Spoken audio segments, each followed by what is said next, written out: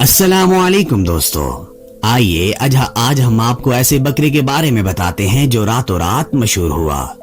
جی ہاں، یہ عجیب بات ہے، ویسے آپ نے راتوں رات لوگوں کو مشہور ہوتے دیکھا ہے اور سیلیبریٹی بنتے بھی دیکھا ہے، تو آج ایسے بکرے کو بھی دیکھ لیں جو راتوں رات مشہور ہو گیا ہے اور ہر جگہ سے لوگ اس بکرے کی تلاش میں نکل آئے ہیں۔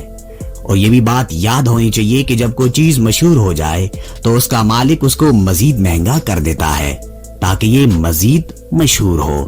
اور ابھی تو ویسے بھی قربانی کا سلسلہ ہے اور ہے بھی بکرا۔ ہم آپ کو ایسے بکرے کا بتاتے ہیں جس کا وزن تو زیادہ نہیں لیکن خوبصورتی میں اس کا کوئی ثانی نہیں ہے۔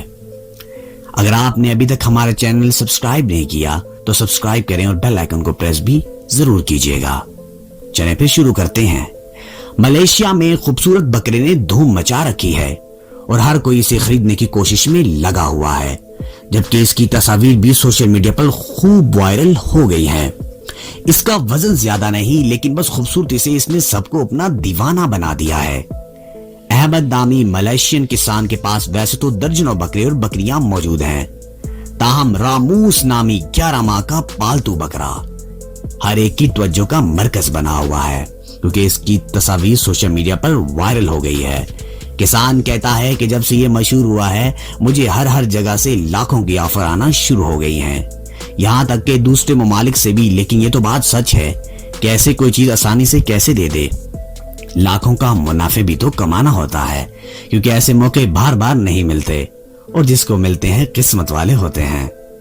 بڑی تعداد میں لوگ اس بکرے کو خریدنے کی خواہش کا اظہار کر رہے ہیں، تاہم اس کا مالک معذرت کرتے ہوئے دوسرے بکرے پیش کر رہا ہے تاکہ وہ بھی مہنگے فروخت ہو جائیں۔